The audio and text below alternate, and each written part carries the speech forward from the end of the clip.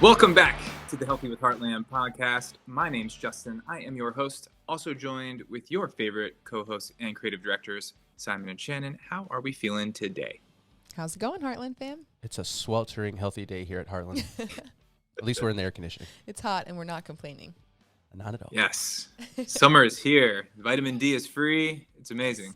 That's right. Good stuff. Get out and enjoy All it. right. So before we get into today's topic, which is going to be the deadly ingredient of PFAS, let's do those announcements. All right, couple quick announcements for you, Heartland family. If you are ready to restock from home without the hassle, we were just talking about that warmer weather. We definitely got you. So if you need to cool down, we're going to give you some of our Nick's ice cream along with your reorder, absolutely free this month in June. So you can choose any 4 pints of our amazing Nick's ice cream flavors. It's a Swedish style light ice cream. Super delicious, low in calories, and really tasty. So definitely make sure to take advantage of that if you are ready to reorder. And with that, guys, let's go ahead and get into today's podcast. Awesome. First of all, the Nick's ice cream, for being sugar-free, it's pretty good. Yeah, It's delicious. It's really good. What's really interesting, too, is they use plant-based ingredients to sweeten it. So it's all natural. Nice, good, healthy way for you to cool yourself down with this summer heat. Yeah, and we got all the flavors. So whether you're, a chocolate fan, you want something decadent like the coffee caramel or the salted caramel, you can go that direction. Or if you prefer the strawberry ice cream or the mint chocolate chip, you can go that way too. So we got a little something for everybody. That's right. Get them while they're hot or cold. Get them while they last because they'll be flying off the shelves for sure. Right. All right, let's get into it. Simon, kick us off. All right. Yep. So as Justin mentioned, we're talking about the PFAS, the deadly chemicals, and I think a great place to start is what are these, and how are they affecting us in our normal daily life? Because on this podcast, as we were talking about not yesterday, but last week with packaging and how that kind of affects us, and just labels in general. Now we want to kind of know, like, hey, what are PFAS? How are we getting these harmful chemicals in our diet, in our bodies, and in the environment? Absolutely. So just a little bit of background information. PFAS actually stands for PFAS, or polyfluoroalkyl chemicals.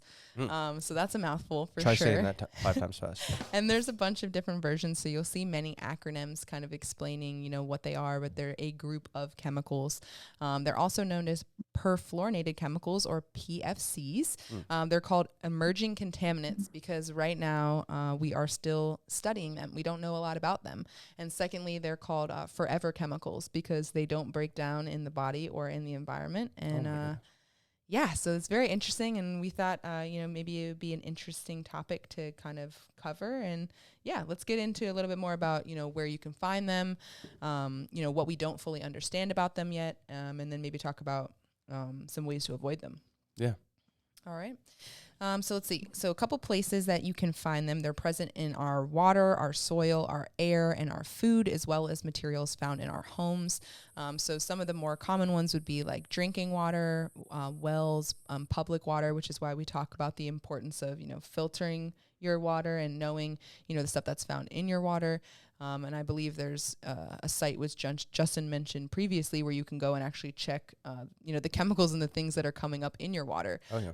Chlorines, prescription drugs, things like that. Some of the craziest things can be found in the water. So something to be aware of. So soil, water near waste sites or landfills, disposal sites or hazardous waste areas, fire extinguisher foam, manufacturing or chemical production facilities, specific food and food packaging, which we're going to talk about a little bit.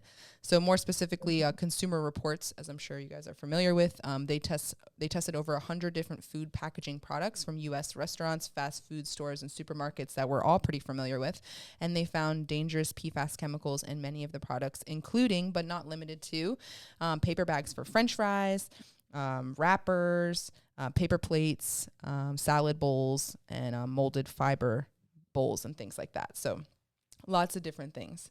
Maybe if you want to bring up the image from the Consumer Reports. Okay.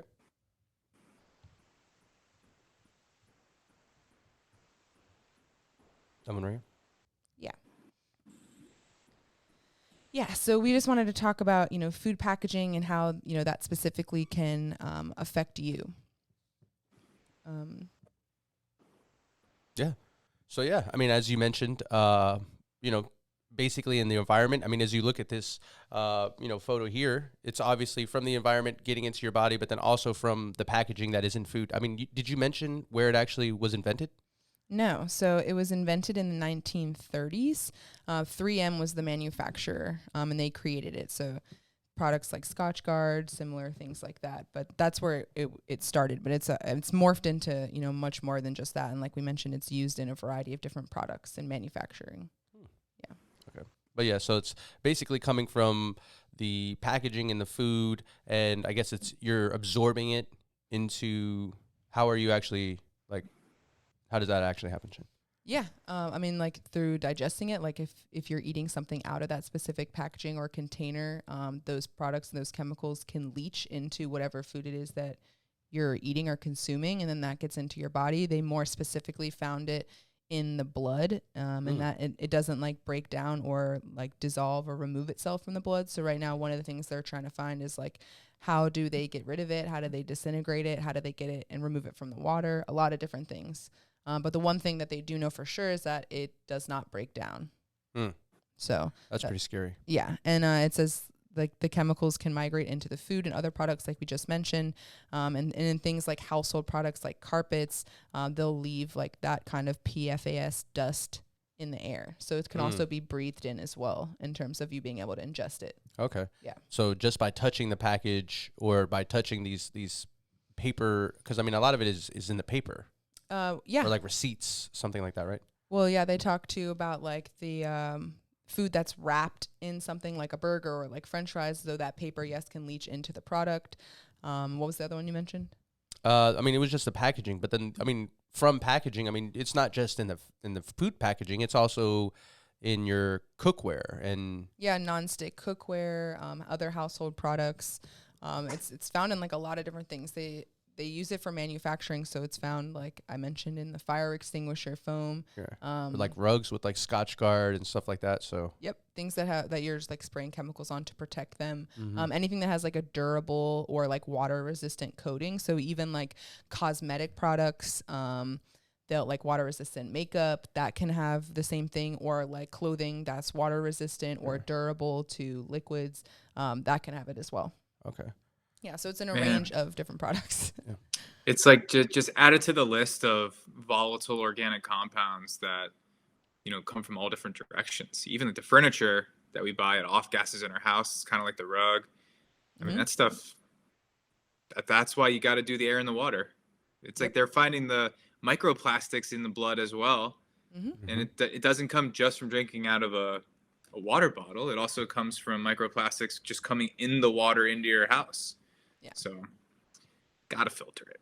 Yep. Yeah. And that's one thing we preach heavily here on this podcast is, making sure that the environment that you're around for the most part is, free of those toxins and those chemicals and those kind of things. Because the more that you're exposed to these things, the more likelihood, I think last week, Justin, you mentioned, the fact that, smoking has gone down, but lung cancer is still a huge, ordeal and deal out there. And how are we getting these things? And it's by being exposed to, all these different chemicals. Yeah, it's still the number one leading cancer. Yeah. So, if we're not smoking cigarettes, but we have all these new chemicals and all this stuff, and it's a bioaerosol that we breathe in, and it comes from just the air, the recycling. It's just like the water cycle. We only get one batch of water on this planet. It all gets recycled. Yeah. Like, we don't create water. It just changes forms and it moves. So the more chemicals and the more things we do that are exposed to nature, the more that's going to work its way through our supplies of air and water. So it's really strange, and we're not going to know the full effects for a long time, but you can look at the data and know that it's affecting us for sure. Yeah, absolutely. That's what they say, is like it's something that they're still looking into and trying to figure out, how it's going to continue to impact, us, not only us, but the environment itself. And more specifically in the article, it talks about, for example, there was the production of food packaging with PFAS coating in Maine. Wastewater sludge from mills where the products were produced has reportedly been used to fertilize fields where the cattle graze. So in 2020, the Maine Department of Agriculture and the Conservation for Forestry tested the milk from the dairy farms in that area and found levels in one particular PFAS in a sample from the farm that was more than 150 times higher than the state regulations. So because of the, manufacturing and the industrial component that we've added, to our lives, it's affecting the animals, it's affecting the land, and then it's affecting eventually the consumers who are then consuming those products. Yeah. I think the scariest part to me is that it doesn't break down. Yeah. So it's obviously not a natural component, but then the fact that it doesn't break down wherever you rid it, because I think one of the biggest or the largest places that they're finding a lot of these chemicals and these things is in the landfills and, incinerators and in the compost and whatnot. And so if it's not breaking down, it's just sitting there, it's getting absorbed into whatever land. And then, as we always mention too, like if it's in the soil that, it's going to rain, it's then going to evaporate back into, just that our natural ecosystem essentially. And if it doesn't break down, it's going to be there forever. Yep. That's wild to me. Yeah, and a couple more ways I was talking about how people can be exposed to them. Obviously, there's a variety of different ways, but there was a bunch of surveys conducted by the Center for Disease Control and Prevention that shows that the majority of people in the United States have been exposed to some sort of PFAS. So known exposures can be relatively low, but some can be high. Again, like we said, depending on your location, or where you are in relation to where some of these chemicals are being used. So it could be even more so depending on what area you are. And we can share a link where you can look up, the contamination based on your specific location. I can pull that map up. Okay. Yeah. Sounds good. And I'll just mention a couple more of these. So working in occupations such as chemical manufacturing and processing, drinking water contaminated with PFAS, eating certain foods that may contain it, including fish, because the fish swim in the water if it's in the water, swallowing contaminated soil or dust, breathing air contaminated with PFAS, or using products made with PFAS that are packaged in materials containing PFAS. So this is a website, the ewg.org. It's an interactive map of contamination. So based on like your geographical, area, you can look up and see basically what contaminations may be more specific to you. So I'll definitely link this in the description of the podcast post if you'd like to check out. Yeah, if you look at Virginia, I mean, it looks fairly, pretty clear, right, for the most part, but still doesn't mean it says on military sites. So I guess right. There's a lot of these chemicals that are affecting on military sites. Did you find anything about that? Did it mention anything? It didn't mention anything specific. It said that sometimes the contamination could be higher in those areas. A lot of times they do have certain chemicals or they're manufacturing certain products. I don't know a lot about that area, but I know they said I was thinking it was maybe like, on any kind of like testing or something that they were doing. They're just talking about in the packaging as well that are on these. It could be the food that's being supplied there. It could be, like you said, any research that's being done in that area, anything that they store on that base specifically. I think it could be a number of things, to speculate on. But yeah, so that was one of the known things. Then, of course, the health effects that are, being contributed to being exposed to PFAS. So reproductive issues, they talked about, decrease in fertility. And I know that we've talked about that on the podcast before too, like issues with hormones, for men and women, developmental effects for children, increase of risk of cancer, which we talk about all the time as well. And then increased cholesterol levels or risk of obesity, along with interference of the body's natural hormones. So a range of different things. And to me, it's just like, we always talk about the toxic load on our body just in general, but learning more specifically about these and where to find them and just how common they are, specifically in food that, we eat out. Because, at some point, everyone eats out. You eat out somewhere, and even if you're making, a healthier choice, you can still be affected. So we just wanted to kind of share this information. Yeah, I mean, the one that got me was even in the Chipotle. So I guess in the fiber bowl with 4 compartments, there's a pretty high amount of these PFAS in there as well. Same thing for the wrapper for the burritos. Wow. So if you're getting the burrito, you're quote unquote making a healthier option, a healthier alternative to fast food. You think you're going to Chipotle. I love Chipotle, I'm not gonna lie. Yeah. But it's one of those things where you like you think you're making a healthier option, and in the actual wrappings and that kind of stuff, you're still absorbing these toxic chemicals. Yeah, I mean, in McDonald's, theirs was kind of high, but it surprised me. Like Kava, theirs was like astronomical. It was probably like the highest out of everyone. And I know you just showed the compartment bowl for Chipotle as well, but that's that's for the children's meal. And the same thing with Kava, their fiberglass tray is for their children's bowl. So it's like it says 548.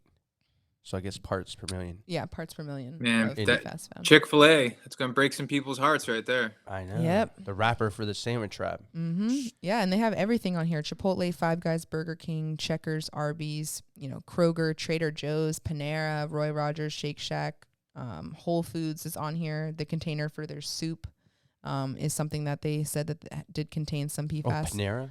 Yeah. Panera the bread. The container for the flatbread pizza. The bag for their baguette. Yeah. The wrapper for their sandwiches. So yeah, just these things that you necessarily don't think of. And again, we're here trying to make a healthier decision for ourselves or whatever. And at some point you eat out and you're just Sweet Green. Yep. The paper bag for Kasha. I mean, who would think that one of the healthiest things about cooking at home is you're going to put the food on a plate that doesn't have chemicals versus if I eat it out, like even if the food was the same, which it's not. Right. But like that one little decision changes the impact of what you're ingesting. It's just crazy. Yeah. And that's just how they're serving it. Like we don't know what kind of chemicals they're cooking the food on, preparing it. Is it being brought to them in bags or in plastic? Are they heating it up? Do they microwave it? Like, I mean, there's so many different aspects, but just the way that it's being served. Yeah. But even when you think about it at home, if you're cooking it on those Teflon coated cookware or any of that other, or in aluminum foil, or if you don't cook with if you cook stuff with nonstick, you're you know what I mean, you're doing the same thing. As far as another one of the things too that I wonder is like silicone has become super huge in like cooking because it's supposed to be less toxic, but again it's one of those things that's similar to this where they're like just now doing studies on how that's going to affect us, and we don't really know. It seems like a healthier option now, but 20, 30, 40, 50 years from now when they come out with the test results of, is that healthier for you or is it toxic? I'm just something that I'm interested in. Yeah. So, and with all these chemicals, you start to think like, the acceleration of time, like before, you would think, people that are getting older would be getting these sort of cancers because they're, they've been around longer. They've been, exposed to sort of more of these chemicals. They've had more time, but now it's looking like, even younger people are going to be affected by these things, and it's going to be accelerated just because of the amount of chemicals and the amount of toxins that are, just out there and available to people, every which way, whether you're cooking on it, whether you're eating, out, wherever it is. Right. So the other thing too, I don't see any data specifically on this, but if you're cooking at home and, a lot of people get paper plates because, it's just convenient. But I would assume that the paper plates would probably be made the same way as these paper bowls from these other places and wrappers. So maybe ditch the paper plates too at home. Yeah. That's another thing. Don't say that. Try not to have to wash the dishes. Yeah, you try not to wash the dishes or, waste water, and then you're using the single-use plates. And they can have, the chemicals in it. So again, not only how the food where the food is coming from, how it's, packaged and, how it gets to you prepared. And then how it's also prepared too, and then how you serve it. So it's just, there's a lot of different aspects. And of course, there's a million different things to worry about, but just something to bring to the front of mind and that we wanted to, bring to everyone's attention. And I thought it was super interesting reading about it. I was not only terrified, I was actually like really researching into it because I think it's probably in more things than even what we've just discussed today. Yeah. And your skin, your hands, your body, it's the biggest organ. So you're absorbing all of these things, whether you know it or not. You're touching these receipts and wrappers and these kind of things, and you're absorbing all these chemicals without even knowing it. Yeah. So. Yeah. That's why like the fresh air concept is, in my opinion, I flip that on its head.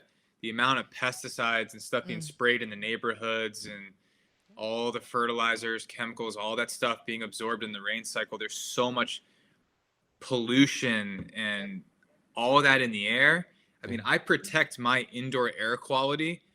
Like, I never open the windows in my house. Like, I do not want to let in any of that toxic outdoor air in.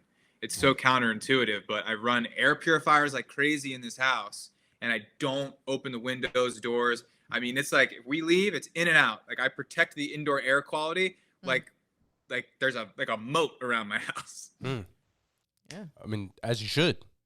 Yeah. As you should. I mean, I think people are starting to take your lead on those kind of things because it's, I mean, it sounds bad, but it's the truth. Like you said, like they're spraying these chemicals and you're going out, and as much as, you want to get that vitamin D and whatnot, but there's, it's super toxic, and they're starting to do the research on these things, and they're starting to get this actual data that they can reference. And I think that's, that's going to be a large part about it as well is, once we get this data, what do we do with it? Now we're exposing it. Now everyone's talking about it.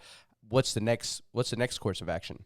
Yeah. And I mean, initially, I think one of the first articles that I looked up, it was that, I guess it was in 2022, the article came out. It was a recent article, and that people, environmental and health groups specifically, are pushing for the fast food companies to remove those things from the wrappers, as they should. But we talk too, as like, being a consumer and like voting with your dollars, it's the same thing, is supporting and making sure that the way that they're serving the food is also just as good as the quality of the food we want them to provide us in the first place, And then again, the importance of cooking at home and knowing where your food is and preparing it yourself so that you're, negating any of these issues that, could be against you if you are, having to eat out more often, things like that. So this is a crazy idea, but I just kind of thought, what if you could bring your own glass sort of, plate with that. you? I was like, can I still get kava, but can I bring my own container?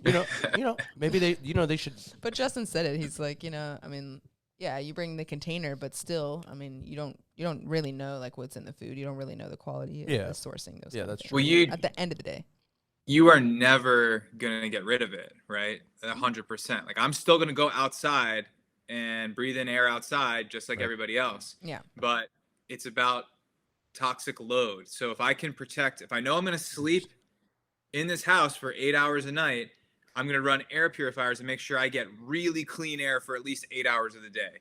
The same way that I'm going to filter the water that comes into the house before it goes to the hot water heater so that all the chemicals don't get heated up and then off-gassed into my house. So it's not just protecting the indoor air quality by filtering it and keeping the windows closed. I also have to filter the water that comes in. It's everything that comes in. And even still, I'm probably reducing half of my toxic load because I am going to leave my house. I am going to eat a fast food every now and then. Chipotle is going to happen, right? Mm-hmm. And so it's not about complete elimination. It's just when you add it all up, what is the actual toxic load prevention versus what are you burdening yourself with? Because your body has a liver. Like it is prepared to process and get rid of most of these toxins to a reasonable level. One beer doesn't kill you, 1,000 does. It's the same kind of thing. But we're at this PFAS thing and these other like Gen X and PFOAs, like all these new chemicals that don't break down. That's a whole nother world. Like once it's there, it's there. It doesn't go away. Right. Yeah. So it's almost like we should hurry to stop them from even making these sort of, things and using these chemicals in what they're the wrappers and those kind of things, and maybe just, eliminating them outright. That's why I think it's important that people are, arguing against it. And just like, before when people were like, we want to know, where the food is coming from. Now people want to know, hey, I want it served to me, not with chemicals, please. Right. On the side. Right. So, it makes sense. And what's even scarier is that we're still, like I mentioned, learning about these chemicals and what they're going to do to us. Yeah. Like it talks about what we fully don't understand yet. How to better and more efficiently detect and measure PFAS in our water, air, soil, and fish and wildlife. So they don't even know for sure that the tests that they're running are 100% accurate. And, that's critical. How much people are exposed to PFAS. So we're just guesstimating. And again, this is from the EPA. So they're just guessing. They don't know for sure. Well, estimating, yeah. Yeah, estimating, yeah. How harmful are they to people in the environment? How to remove them from drinking water? Those are things that, we still haven't figured out yet. So it's critical to our health to, be in the know about these kind of things. Yep. Yeah. Being an informed consumer as opposed to like an uninformed consumer, because I think that's really what's going to, essentially make or break you, is whether you are, using the information, listening to podcasts like these, reading this information, finding out about things like these, so that you are, more informed when you're making decisions out there. Yeah. Trying to, I guess, minimize your risk as much as possible. Although, you can't do anything 100%. We're all going to be exposed to these in some aspects. So just but like Justin said, as long as you can reduce it. Trying to do as much as you can to reduce your exposure is the most beneficial thing you could possibly do. Oh, yeah. Air filters, whole house water system, and that right there, you just lowered your cancer risk by 93%. If you live in an apartment, someplace where you can't get a whole house water system, we can do filtering shower heads. That in itself, same thing. You're not breathing in the toxic chemicals in the shower. You're not bathing in it. It's not being absorbed by your skin. So there are all kinds of things you can do. If your refrigerator doesn't have a filter on it, we can do a point of view system. You can buy a Berkey that just sits on the counter. There's a million solutions to start filtering out the toxins that you're exposing yourself to. Absolutely. Yep. And if you guys have any questions about ways that you can try to eliminate your exposure or your risk, we would love to answer any of those questions that you may have. Drop them in the comment section below, or post any topics that you'd like us to cover or research. We'd love to do that for you as well. And then other than that, is there anything else you guys would like to cover? We're going to be back again next week with another podcast episode. I think we got it. All right. Well, then, Justin, you can go ahead and send us off. All right, everybody. Thanks for tuning in. And we'll be back next week, as Shannon said. And as always, stay healthy with Heartland.